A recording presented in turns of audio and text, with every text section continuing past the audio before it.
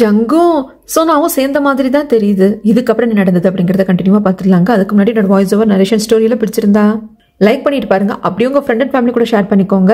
இது வரைக்கும் சப்ஸ்கிரைப் பண்ண பார்த்துட்டு இருந்தீங்கன்னா மறக்காம சப்ஸ்கிரைப் பண்ணிக்கோங்க. இப்பெல்லாம் ஜங்குக்கு சரியா தூக்கமே இருக்கிறது கிடையாது. ஏன்னா குழந்தை கொஞ்சம் கொஞ்சம் வளர்ந்துட்டு இருக்கா. திட உணவு நல்லா கொடுக்கணும். பாலே குடிச்சு பழகிட்டா. நைட்டு இப்படியே பால் குடிக்கிறதுனால அடிக்கடி எழுந்துக்கிறா. என்ன சுச்சு போனதும் பசிக்க ஆரம்பிச்சிடும் இல்லையா? நல்லா தூக்கம் கெட்டுட்டு இருக்காரு. இந்த பக்கம் சோனாவோட அப்பாவுக்கு டவுட் வருது. எனக்கு என்னமோ நீ காலேஜ் ரியூனியனுக்கு போன மாதிரியே எனக்கு தெரியல. ஏதோ தப்பா இருக்குன்னு கேட்கறதுக்கு, அப்பா எனக்கு என்னோட எக்ஸ் ஹஸ்பண்ட் கூட சேர்ந்து வாழ்றதுக்கு விருப்பம் இல்லை. நான் வேற யாரையும் பார்க்கல. உங்க சந்தேகம் தீர்ந்தது அப்படின்னு சொல்லிட்டு போறாங்க. இது எல்லாத்தையும் கார்பேஜ் வீசுறதுக்காக ஸ்டெப்ஸ்ல இறங்கிட்டு இருந்து ஜோ கேட்டுக்கிறா. சோ என்னமோ ஒன்னு சஸ்பீஷியஸா இருக்கு. எனக்கு என்னமோ இந்த சோனாவுக்கும் ஜங்கு கடையில ஏதோ ஓடுற மாதிரியே இருக்கே அப்படின்ட்டு மனசுக்குள்ள யோசிச்சுக்கிட்டே வர்றா. யோகா கிளாஸ்ல இருக்கிற சமயத்துல இவர் கைக்கு கட்டு போட்டு இருந்திருப்பாரு. ஏன்னா அதை அப்படியே மெயின்டைன் பண்ணும் அப்படிங்கிறதுக்காக. சோனாவோட அப்பா கிட்ட இந்த மாதிரி கார் ஆக்சிடென்ட் ஆயிடுச்சு, அதனாலதான் நான் ஹாஸ்பிட்டல் போக வேண்டியதாக போயிடுச்சு. சோனாவா அவ எக்ஸ் ஹஸ்பண்ட பாக்கிறதுக்கு கூப்பிட்டு போக முடியலன்னு சொல்லிட்டார். அந்த பொய்யை எல்லாருக்கிட்டையுமே கண்டினியூ பண்ணும் இல்லையா? அவர் இருக்கிற மட்டும் எப்படி கண்டினியூ பண்ண முடியும்? அவர் எப்ப வேணா பாப்பாரு. அதனால எல்லாருக்கிட்டையும் அதே மாதிரி கண்டினியூ பண்றாங்க. சோனாவை கொண்டே டிராப் பண்ண போனா அப்படிங்கிற கதையெல்லாம் சொல்றது இல்ல. கால லைட்டா ஆக்சிடென்ட், அதுல எனக்கு கை அடிபட்டுச்சுன்னு மட்டும் சொல்றாரு. அந்த சமயத்துல டே கேர்ல இருந்து யோனுக்கு வந்து ஒரு மெசேஜ் வருது. எல்லாருக்கும் தான் வரும், பட் யோனு தான் ஃபர்ஸ்ட் பாப்பாங்க. இதோ பாத்தீங்களா, சோனாவோட ஹஸ்பண்ட் வந்து இங்கிலீஷ் கிளாஸ் எடுக்க போறாராமா குழந்தைங்களுக்கு டே கேர்ல. அதுக்கான நோட்டீஸ் இப்பதான் பார்த்தேன். உங்களுக்கும் மெசேஜ் வந்திருக்கும் பாருங்க அப்படிங்கிற சமயத்துல திக்குன்னு இருக்கு நம்ம ஜங்குக்கு. இந்த பக்கம் சோனாவோட பையன் அதே கிண்டர் கார்டன்ல தானே படிக்கிறான். அங்கதானே டே கேரும் இருக்கு. அங்க இருக்கிற பிரின்சிபால் மேம் கிட்ட போயிட்டு என்னது ஏதுன்னு கேட்கறதுக்கு, ஆமாமா இந்த மாதிரி இவர் தான் ஃபோன் பண்ணி சொன்னார் அப்படின்னு சொல்லிட்டு சோனாவோட அப்பா பேர் சொல்றதுக்கு, உடனே சோனா அவங்க அப்பாவுக்கு கால் பண்ணி என்னப்பா இது அப்படிங்கிறதுக்கு, நான் தான் இன்ஃபார்ம் பண்ணேன், மாப்பிள்ளைகிட்ட பேசிட்டேன், அவர் வர்றேன்னு சொல்லிட்டாரு. இதுக்கப்புறம் உங்ககிட்ட பேசுறதுக்கெல்லாம் எதுவும் கிடையாது. நீ இதவே அவரை மீட் பண்ண மாட்டேன்ற. அவர் கண்டிப்பா வருவாரு, எப்படியாவது மீட் பண்ணிக்கோங்க அப்படிங்கிறாங்க. சொன்னாக்கெல்லாம் என்ன பண்றதுன்னு சொல்லிட்டே தெரியல. இந்த பக்கம் ஜங்க தான் காட்டுறாங்க. ஜங்குக்கு இந்த விஷயம் வந்து பிடிக்கலான்னு எப்படி தடுத்து நிறுத்துறதுன்னு தெரியல.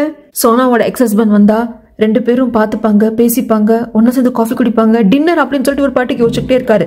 யோசிச்சுட்டே குழந்தைக்கு பால் பவுடர் நிறைய எடுத்து ஃபீடிங் பாட்டில போட்டுட்டு இருக்காரு. மறுபடியும் சுயநினைவுக்கு வராரு. ஐயோ நிறைய போட்டானா அப்படின்ட்டு அதை கரெக்ட் பண்ணதுக்கு அப்புறமாக ஹாட் வாட்டர் ஊத்தலாம் அப்படின்னு பார்த்தா அதை பால் டப்பாக்குள்ளேயே ஊத்துறாரு. கடைசியில மறுபடியும் நினைவுக்கு வந்து பேனு கத்த பாவம் குழந்தைய பயந்துரும். சாரி பாப்பா நான் என்ன மைண்ட்ல இருக்கேனே தெரியல அப்படின்னு சொல்லிட்டு இவருக்கே ஒரு மாதிரி டென்ஷன் ஆகுது. இந்த பக்கம் ஜோக்கு சந்தேகமாவே இருக்கு. ஸ்டெப்ஸ்ல இருக்கிறப்ப கேட்டிருப்பாங்க, நைட் 1 மணி வரைக்கும் வந்த, நீ ரியூனியன் போன மாதிரி இல்லை அப்படின்னு சொல்லிட்டு சோனா கிட்ட சோனாவோட அப்பா பேசிட்டு இருந்தது. அது எல்லாத்துலயும் மைண்ட்ல ஓட்டுறாங்க.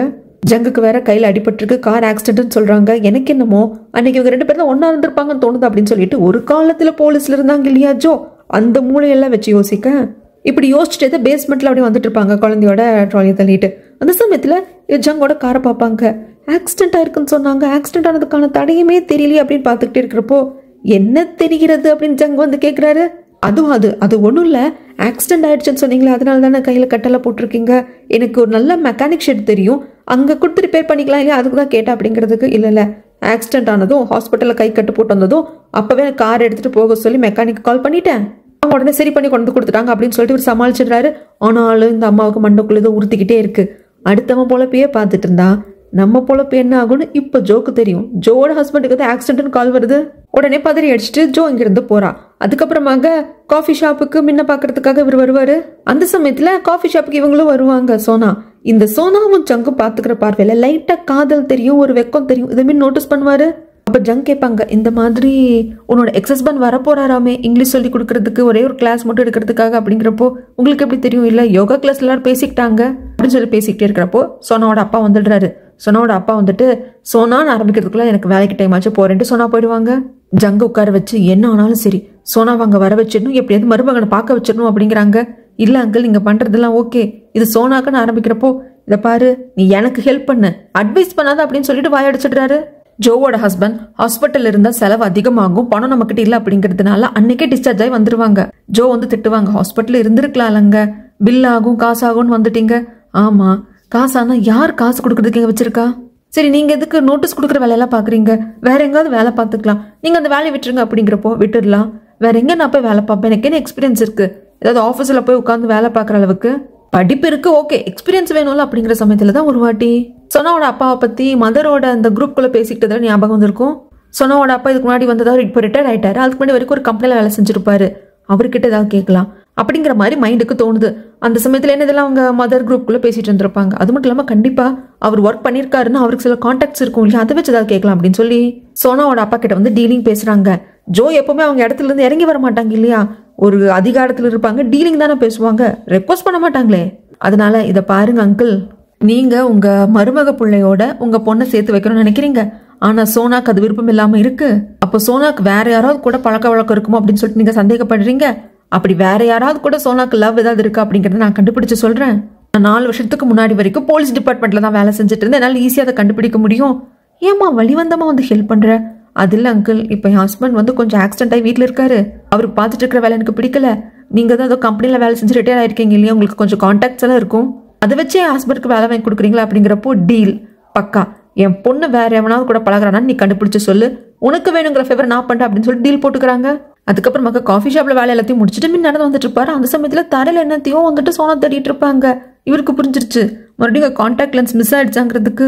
யாரு? மின்னா அப்படின்ட்டு மின் ஒரு பக்கம் நிக்கிறாங்க, இவங்க எங்கேயோ பார்த்து பேசுறாங்க. நான் இந்த பக்கம் நிக்கிறேன் அப்படின்னு சொல்றதுக்கு, ஆமா மின் கான்டாக்ட் லென்ஸ் வந்து மிஸ் ஆயிடுச்சு, எனக்கு கொஞ்சம் ட்ரை ஆயி அதனால சீக்கிரம் கீழே விழுந்துடுது, நான் ஸ்பெக்ஸாவது எடுத்துட்டு வந்திருக்கணும், அடிக்கடி இப்படிதான் மறந்து போயிடுறேன் அப்படிங்கிறப்போ, சரி நான் வேணா அப்பார்ட்மெண்ட் தானே போறேன், வாங்க நான் கூப்பிட்டு போறேன் அப்படிங்கிறதுக்கு கையை நீட்டுவார். ஆனா இவங்களுக்கு வந்து இந்த லென்ஸோ ஸ்பெக்ஸோ போடலன்னா நல்லாவே தெரியாதாட்டு இருக்கு. கையை நீட்டினதை இது பண்ணாம கையை கோத்துக்கிறாங்க. அது லைட்டா வந்து மின்னுக்கு டிஸ்டர்ப் ஆயிடுது. அதுக்கப்புறம் மின் வீட்டுக்கு வந்துருவாரு. வீட்டுக்கு வந்த மின் வந்து தனியா போய் உட்காந்து யோசிக்கிறப்ப மின்னுக்கு நல்லாவே தெரியுது ஜங்குக்கும் சோனாவுக்கும் இடையில ஏதோ ஒன்று இருக்குன்னு சொல்லிட்டு. அட் த சேம் டைம் இவருக்குள்ளேயும் ஃபீலிங்ஸ் வளர்ந்துட்டு இருக்கு.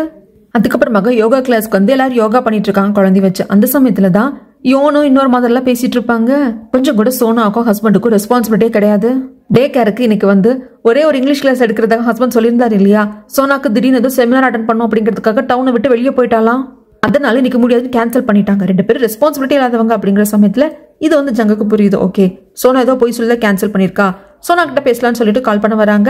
இன்னொரு விஷயங்க, சோனாக்கா ஹஸ்பண்டோட டைவர்ஸ் ஆயிடுச்சு அப்படிங்கிறது நம்ம ஜங்குக்கு தெரியும், மின்னுக்கு தெரியும், ஜோ ஒட்டு கேட்டதன் ரீதியாக தெரியுமே தவிர்த்து மற்ற எந்த மதர்ஸ்க்கும் கோவுக்கும் சரி யோனுக்கும் சரி வேற யாருக்குமே வந்து டைவர்ஸ் ஆயிடுச்சுன்னு தெரியாது. சோனாவோட ஹஸ்பண்ட் அமெரிக்கால இருக்காரு, குழந்தையோட சோனா இங்க இருக்காங்க அப்படிங்கிறது மட்டும்தான் தெரியும்.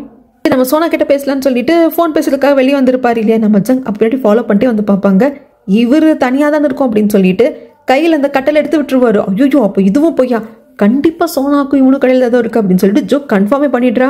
சோனா கால் அட்டன் பண்ணாததுனால ஜங்கே ஒரு பிளான் பண்றாரு, தன்னோட ஜூனியருக்கு கால் பண்ணி ஹெல்ப் கேட்கிறாரு. அதன் வகையில இவரால இங்கிலீஷ் கிளாஸ் எடுக்க முடியாது, ஆனா சேஃப்டியை பத்தி குழந்தைங்களுக்கு கிளாஸ் எடுக்க முடியும் இல்லையா. இந்த புள்ள பிடிக்கிறவங்க அவங்க எல்லாம் பார்த்து நம்ம எப்படி உஷாரா இருக்கணும், குழந்தைங்க எப்படி உஷாரா ஜாக்கிரதையா இருக்கணும் அப்படின்னு சொல்லிட்டு கிளாஸ் எடுக்க ஆரம்பிக்கிறாங்க. அந்த சமயத்துல சோனா அடிச்சு பிடிச்சு வருவாங்க. மேடம் என் ஹஸ்பண்ட் வந்து வர முடியாது, நான் வேணா கிளாஸ் எடுத்துடுறேன், ஆனா என்னால இங்கிலீஷ் கிளாஸ்ல எடுக்க முடியாது, ஆர்ட் கிளாஸ் எடுக்கிறேன் அப்படிங்கிறதுக்கு தேவையில்லை சோனா, குழந்தைங்களுக்கு சேஃப்டியை பத்தி ஒருத்தர் கிளாஸ் எடுத்துட்டு இருக்காரு அப்படிங்கிற சமயத்துல குழந்தைங்க எல்லாருக்கிட்ட கேட்டிருப்பாங்க, இந்த மாதிரி கெட்டவங்க கூப்பிட்டா போகக்கூடாது பண்ணக்கூடாது அப்படின்னு சொல்லிட்டு குழந்தைங்க எல்லாரும் ஜங்க போட்டு அடிக்க ஆரம்பிச்சிருவாங்க. நீங்க தான் கெட்டவர், எங்களை கடத்த வந்திருக்கீங்க அப்படின்னு சொல்லிட்டு. ஏன்னா அந்த பொம்மை மாதிரி போலீஸ் மாதிரி எல்லாம் கெட்ட போட்டு நிக்கிறது வந்துட்டு ஜூனியர் ஏமாத்துக்கார மாதிரி குழந்தைங்களை கடத்திட்டு போறவங்க மாதிரி ஜங்கு நடிக்கதை செஞ்சிருப்பாங்க. ஆனா குழந்தைங்க எல்லாம் உண்மை நினைச்சுக்கிட்டு மேல போட்டு அடிக்க ஆரம்பிச்சிடுறாங்க. அதுக்கப்புறமாக அங்கிருந்து நம்ம சோனா தான் காப்பாத்தி கூப்பிட்டு வருவாங்க. சாரி என்னால தான் உங்களுக்கு இவ்வளவு கஷ்டம் அப்படிங்கிறதுக்கு. பரவாயில்ல சோனா அப்படிங்கிறப்ப ஒரு சட்டையெல்லாம் கிழிஞ்சிருக்கும், நான் அது கூட காசு கொடுத்துடுறேன் அப்படிங்கிறதுக்கு ஜங்க இருந்துட்டு பணம் எல்லாம் வேண்டாம் சோனா, அதுக்கு பதிலாக ஒரு நாள் நான் நீ வெளியே போய் சாப்பிடலாமா அப்படின்னு கேக்குறாங்க. கொஞ்சம் தயங்கி பயந்துட்டு தான் கேட்பாரு. ஆனா டக்குன்னு சோனா கண்டிப்பா நம்ம ஒரு நாள் வெளியே போகலாம் அப்படிங்கிறாங்க. ஜங்குக்கெல்லாம் பயங்கர சந்தோஷம். அப்பதான் ஒரு விஷயத்த யோசிச்சு பாக்குறாங்க. அன்னைக்கு இவங்க பீச்சுக்கு போயிட்டு முன்னாடி இருந்துட்டு பேசிட்டு எல்லாம் வந்திருப்பாங்க இல்லையா, அந்த சமயத்துல கார்ல வந்து ஏறப்போ ஜங் சொல்லியிருப்பாங்க, இந்த மாதிரி உங்க அப்பாவை சமாளிக்க முடியாது, அதனால கார் ஆக்சிடென்ட், எனக்கு கை அடிபட்டுச்சுன்னு சொல்லிடுறேன், நீ கேட்டா நீ ரீயூனியன்ல தான் இருந்தேன்னு சொல்லிடு அப்படின்னு சொல்லிட்டு பிளான் பண்ணி இருந்திருப்பாங்க. அப்பதான் ஜங் வந்து கொஞ்சம் தைரியத்தை வரவழைச்சிட்டு கேட்டிருப்பாரு, ஏன்னா கொஞ்சம் நேரத்துக்கு முன்னாடி தானே பீச்ல ஒன்னா இருந்தாங்க, அதை வச்சுக்கிட்டு நம்ம டேட் பண்ணி பார்க்கலாமா சோனான்னு சொல்லி கேட்டிருப்பாங்க. சோனா கிட்ட இருந்து பதில் வராதப்போ நீ உடனே பதில் சொல்லணுங்கிற அவசியம் இல்லை, கண்டிப்பா நான் உனக்காக வெயிட் பண்ணுவேன் அப்படின்னு சொல்லி இருந்திருப்பாங்க. சோனாவும் அதுக்கு ஒன்னும் சொல்லாம அமைதியா இருந்திருப்பாங்க. இப்ப அதெல்லாம் யோசிக்கிற ஜங்குக்கு ஒரு வேலை மௌனம் சம்மதமோ, நானும் சோனா வெளியே போய் சாப்பிட போறோம், கிட்டத்தட்ட இது டேட் தான் அப்படின்னு சொல்லிட்டு சந்தோஷமா இருக்காரு. இந்த பக்கம் ஜோக்கு எப்படி கண்டுபிடிக்கிறது சோனாவுக்கும் ஜங்குக்கும் இடையில இருக்கிற விஷயத்தை எப்படி கண்டுபிடிக்கிறதுன்னு யோசிச்சுக்கிட்டே இருக்கிறப்போ டக்குனு ஒரு ஐடியா வருது. சோனாவோட அப்பாவுக்கு கால் பண்ணி, அன்னைக்கு உங்க பொண்ணு ரீயூனியன் பார்ட்டிக்கு போனாங்க இல்லையா, எந்த டைமுக்கு போனாங்கன்னு சொல்லுங்க, அந்த டைமை வச்சு என்னால கண்டிப்பா ஒரு நல்ல ரிசல்ட் உங்களுக்கு கொடுக்க முடியும், கண்டுபிடிச்சிருவேன் அப்படின்னு சொல்றாங்க. அவரும் சொல்லி இருந்திருப்பாரு. அதுக்கப்புறமாக இந்த டே கேருக்கு வந்து ஒரே ஒரு நாள் மட்டும் இங்கிலீஷ் கிளாஸ் எடுக்கிறதாக சோனாவோட ஹஸ்பண்டை வந்து செட்டப் பண்ணியிருப்பாரு இல்லையா சோனாவோட அப்பா. அது சோனா ஏதோ செமினாருக்காக வெளியூர் போனதுனால கேன்சல் ஆகலைங்க. சோனாவோட எக்ஸ் ஹஸ்பண்ட் செமினாருக்காக வெளியூர் போனதுனால கேன்சல் ஆச்சு. ஆனா மாப்பிள்ளை யாருக்கிட்டையும் விட்டு கொடுக்க கூடாது அப்படிங்கிறதுக்காக சோனா என் பொண்ணு வெளியூர் போறா அப்படிங்கிற மாதிரி சொல்லி மேக்கப் பண்ணிருப்பாங்க. அதனால கடைசி நேரத்துல அடிச்சு புடிச்சிட்டு சோனா வந்து நான் கிளாஸ் எடுக்கிறேன், ஆர்ட் கிளாஸ் எடுக்கிறேன்னு சொல்லி இருந்திருப்பாங்க. இப்ப சோனாவை சமாளிக்கணுமே, அதனால சோனாவோட அப்பா நான் போய் மாப்பிள்ளை எல்லாம் திட்டி விட்டு வந்துட்டோமா, என்னதான் இருந்தாலும் அப்படி பண்ணிருக்க கூடாது இல்லையா, ஒரு கமிட்மெண்ட் கொடுத்தா கரெக்டா இருக்கணும் இல்லையா, அதெல்லாம் சின்ன சின்ன தப்பு, அவருக்கு இது முக்கியமான வேலை வந்துடுச்சான், அதான் போயிட்டாராம், கவலைப்படாது இந்த வீக்கெண்ட் அப்படிங்கிறதுக்கு. அப்ப அதை பாருங்க, நான் அவர் கூட வாழக்கூடாது அப்படிங்கிற முடிவை ஈஸியா எடுக்கல, பொறுத்து பார்த்து முடியல அப்படிங்கிற பட்சத்துல தான் அந்த முடிவு எடுத்திருக்கேன், டைவர்ஸ் பண்ணியிருக்கேன். தயவு செய்து என்ன அவர் கூட சேர்த்து வைக்கிறேன்னு சொல்லிட்டு என்ன டார்ச்சர் பண்ணாதீங்க அப்படின்னு சொல்லிட்டு ரொம்ப ஸ்ட்ராங்காவும் எமோஷனலாவும் சொல்லிட்டு வந்துருவாங்க. இங்க ஜோ ஒரு பிளான் பண்ணிட்டா, என் குழந்தையோட குட்டி சைக்கிளை யாரோ எடுத்துட்டு போயிட்டாங்க, அதனால நான் லிஃப்ட்டை செக் பண்ணோம் அப்படிங்கிறப்போ லிஃப்ட்ல மட்டும்தாங்க கேமரா இருக்கும், மற்றபடி காலிடோர்லயோ இல்ல ஸ்டெப்ஸ் கிட்டயோ எந்த ஒரு கேமராவும் இருக்காது, லிஃப்ட்டுக்குள்ள மட்டும்தான் இருக்கும். அதனால லிஃப்ட் அந்த டைம் சொல்லி செக் பண்றா. எந்த டைம்னா என்னைக்கு ஆக்சிடென்ட் ஆனதாக நைட்டு 1 மணிக்கு வந்தாங்களோ 2 பேரு அந்த டைமிங்க வச்சு. ஆனா 1 மணிக்கு தான் நம்மளோட ஜங்கு வீட்டுக்கு வந்தாங்களா அப்படிங்கிறது ஜோக்கு கரெக்டா தெரியாது. ஆனா 1 மணிக்கு தான் என் பொண்ணு வீட்டுக்கு வந்தான்னு சோனாவோட அப்பா சொல்லியிருப்பாரு. அதனால அந்த டேட் அந்த டைம் மேட்ச் பண்ற மாதிரி சொல்லி செக்யூரிட்டி கிட்ட கேட்கறதுக்கு அவங்களும் போட்டு காட்டுறாங்க. அந்த சமயத்துல இவங்க 2 பேரும் லிஃப்ட்ல வராங்க, அந்த டைமிங்கையும் பாத்துக்கிறாங்க, செக்யூரிட்டிக்கே தெரியாம அந்த வீடியோ எடுத்து வச்சுக்கிறாங்க. அந்த சமயத்துல ஒரு கை அடிப்படவே இல்லை, அப்படின்னா ஜங்குக்கு ஆக்சிடென்ட்டும் ஆகல, ஜங்கும் சோனாவும் தான் நைட் 1 மணி வரைக்கும் வெளியே இருந்துட்டு வந்திருக்காங்க அப்படிங்கிறது கன்ஃபார்ம் ஆகுது. அதுக்கப்புறம் இந்த வீடியோ திருட்டுத்தனம் எடுத்துட்டு ஜோ வீட்டுக்கு வந்துடுறா. வந்தவ சோனாக்கு டிவோர்ஸ் ஆயிடுச்சு, அவ ஜங்க டேட் பண்றது தப்பு இல்ல, போய் ஜங்கையா நம்மளுக்கு நம்ம வேலைதான் பார்க்கணும் அப்படின்னு சொல்லிட்டு போட்டு கொடுக்குற மைண்ட்ல தான் இருக்கா. அப்ப வந்து கூ வருவாங்க, சாப்பிட்றதுக்கு ஏதோ எடுத்துட்டு வருவாங்க, என்னால நிறைய சாப்பிட முடியல, வேஸ்ட் ஆயிடும் அப்படின்னு சொல்லிட்டு தான் கொண்டு வந்தேன். அது மட்டும் இல்லாம யோகா கிளாஸ்ல ஒரு வாட்டி நீ வீடியோ எடுத்தியே, அது எனக்கு அனுப்பவே இல்லை, கொஞ்சம் காட்டேன், என் குழந்தை ரொம்ப அழகா இருந்தது பார்க்கணும் அப்படிங்கிறப்போ இதோ பாருகோ அப்படின்னு சொல்லிட்டு காட்டுவாங்க. அந்த சமயத்துல தெரியாதனமே இப்ப உங்க கடைசி எடுத்த வீடியோவும் வந்துடும், என்னது அப்படின்னு சொல்லிட்டு பிளே பண்ணி பாக்குறப்போ சரி இவளுக்கு தெரிஞ்சிருச்சு அப்படிங்கிற மாதிரி தான் ஜோக் இருக்கு. ஆனா பாத்துட்டதுனால வேற வழி இல்லை, எல்லா உண்மையே சொல்றாங்க. ஐயோ இல்லிசிட் அஃபேரா, சோனாக்கு கல்யாணம் ஆயிருக்கு அப்படிங்கிறதுக்கு இல்ல நீ நினைக்கிற மாதிரி இல்லிசிட் அஃபேர்லாம் கிடையாது. ஆக்சுவலா சோனாக்கு வந்து டைவர்ஸ் ஆயிடுச்சு, அது நம்ம யாருக்கும் தெரியாம சோனா பாத்துட்டு இருந்திருக்கா. அவ ஹஸ்பண்ட் அமெரிக்கால இருக்கா, நம்ம கிட்ட சொல்லி வச்சிருந்திருக்கா, அவ்வளவுதான். அதனாலதான் லாஸ்ட் டைம் டே கேருக்கு கூட அவங்க ஹஸ்பண்ட் இங்கிலீஷ் கிளாஸ் எடுக்க வர்றேன்னு சொல்லிட்டு வரலையா, அதுக்கு இடையில என்ன இருக்குங்கிறதுல எனக்கு தெரியாதுக்கும். பட் இது மட்டும் யாருக்கிட்டையும் சொல்லாம பாத்துக்கோ, சோனாக்கும் ஹஸ்பண்டுக்கும் டைவர்ஸ் ஆயிடுச்சு அப்படிங்கிறது இங்க இருக்கிற யாருக்கும் தெரியாது. அப்படி சோனாக்கா ஹஸ்பண்ட் கூட டைவர்ஸ் ஆயிடுச்சு அப்படின்னா ஜங்க டேட் பண்றதுல என்ன தப்பு இருக்கு அப்படிங்கிற மாதிரி தான் கூ வந்து யோசிக்கிறாங்க. அது மட்டும் இல்லாம கூக்கு இன்னொரு டவுட், சோனாக்கு டைவர்ஸ் ஆயிடுச்சுங்கிறது உனக்கு எப்படி தெரியும்? இது எல்லாம் சோனாவோட அப்பா மூலியமா தான் எனக்கு தெரியும். சோனாவோட அப்பா இதெல்லாம் உங்ககிட்ட சொல்லணும் அப்படிங்கிறப்போ ஐயோ உங்ககிட்ட ஆரம்பத்துல இருந்து எல்லாத்தையும் சொல்லணுமா? சோனாவோட அப்பாவுக்கு சோனா அவ எக்ஸ் ஹஸ்பண்ட் கூட போய் சேர்ந்து வாழணும் அப்படின்ட்டு தான் இருக்கு. ஆனா சோனாக்கு அதுல விருப்பம் கிடையாது. சோனா யாரையும் டேட் பண்றா அப்படிங்கிற டவுட் சோனாவோட அப்பாக்கு இருக்கு. அதனால அவர் என்கிட்ட ஹெல்ப் கேட்டாரு, அதுக்காக தான் இதெல்லாம் பண்ணிட்டு இருக்கேன் அப்படின்னு சொல்றாங்க. கூ இருந்துட்டு ஓ அப்படியா அப்படிங்கிற மாதிரிங்கிறாங்க. இந்த பக்கம் சோனா அன்னைக்கு நம்ம ஜங்கோட ட்ரெஸ் கிழிஞ்சிருந்தது இல்லையா, இவர் வேண்டான்னு சொன்னாலும் அவருக்காக ஒரு ட்ரெஸ் செலக்ட் பண்றாங்க.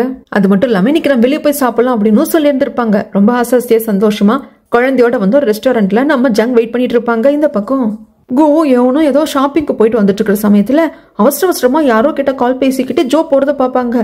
குழந்தையும் உள்ள இவ எங்க போறன்னு தெரியல அப்படின்னு ஜோன்னு கூப்பிட்டா கூட ஜோக்கு காதே கேட்கல. அது மட்டும் இல்லாம ஜோ யாருக்கிட்டே பேசிட்டு இருக்கிறப்போ சோனாவோட அப்பா பேரை சொல்லி சர்ன்னு சொல்லி பேசுறத கேட்டதும் என் குழந்தைய கொஞ்சம் பாத்துக்கோ அப்படின்னு சொல்லிட்டு கு ஒரு டாக்ஸில ஜோ போற டாக்ஸி ஃபாலோ பண்ண ஆரம்பிச்சிடுறாங்க. ஜோ வந்து இந்த வீடியோ ஆதாரத்தை கொடுத்துடலாம் அப்படின்னு சொல்லிட்டு சோனாவோட அப்பா வேற ஒரு ரெஸ்டாரண்ட்டுக்கு வர சொல்லியிருப்பா. இந்த பக்கம் சோனாவோட பையன் வெளியே சோகமா உட்காந்துட்டு இருக்கான். அந்த பக்கமா போனோமின் ஏன்ப்பா ஒரு மாதிரி இருக்க, என்ன எதுன்னு கேட்கறதுக்கு என் அப்பா அமெரிக்கால இருக்காரு அப்படின்னு சொல்லிட்டு நான் நினைச்சிட்டு இருந்தேன். என் அப்பா கூட எப்படி இருந்தாலும் போய் சேர்ந்துருவோம், இல்லைன்னா எங்க அப்பா எங்க வருவாருன்னு நினைச்சிட்டு இருந்தேன். ஆனா அது நடக்கவே நடக்காது அப்படிங்கிறது எனக்கு இப்பதான் தெரிய வந்தது. எனக்கு வீட்டுக்கு போகவே பிடிக்கல, இதுக்கப்புறம் நான் வீட்டுக்கு போகவே மாட்டேன், நான் வெளியவே எப்படியாவது வாழ்ந்துக்குவேன், எனக்கு வீட்டுக்கு போக பிடிக்கல அப்படின்னு சொல்லிட்டு மின்னுக்கெல்லாம் பயமா இருக்கு. சரி இந்த பையனை தனியாக விடக்கூடாது அப்படின்னு சொல்லிட்டு வாப்பா நான் நீ சேர்ந்து விளையாடலாம் அப்படின்னு சொல்லிட்டு இந்த பையனை கூப்பிட்டுக்கிறாங்க. அட் த சேம் டைம் சோனாக்கும் கால் பண்ணி இந்த மாதிரி உங்க பையன் வந்து ரொம்ப அப்செட்டா இருக்கான், வீட்டுக்கே வரமாட்டேன், வெளியவே இருந்துக்கிறேன்னு சொல்றான் சோனா அப்படின்னு சொல்லிட்டு கால் பண்ணதும் நான் உடனே வரேன்னு சோனா கிளம்புறாங்க. கிட்டத்தட்ட சோனா அந்த ரெஸ்டாரண்ட் வரைக்கும் வந்துட்டாங்க. வெளியே நின்று ஜங்க பார்த்துட்டு தான் இருப்பாங்க. சோனா அந்த அளவுக்கு வந்தது ஜங்குக்கு தெரியாது. இந்த சமயத்துல நம்ம ஜங்க போய் மீட் பண்ண முடியாது, நம்ம பையனை தான் பார்க்கணும்னு சொல்லிட்டு அங்கிருந்து சோனா கிளம்பிடுவாங்க. இந்த எபிசோட சென்டர்ல ஒரு பசில் பீஸ் காட்டியிருப்பாங்க, அதை நான் உங்களுக்கு காட்ட மறந்துட்டேன், இப்ப நான் காட்டுறேன். அந்த பசில் பீஸ் இருக்கும் இல்லைங்களா, அதை சரியா வச்சா இந்த ஃப்ரேம் தான் வரும்.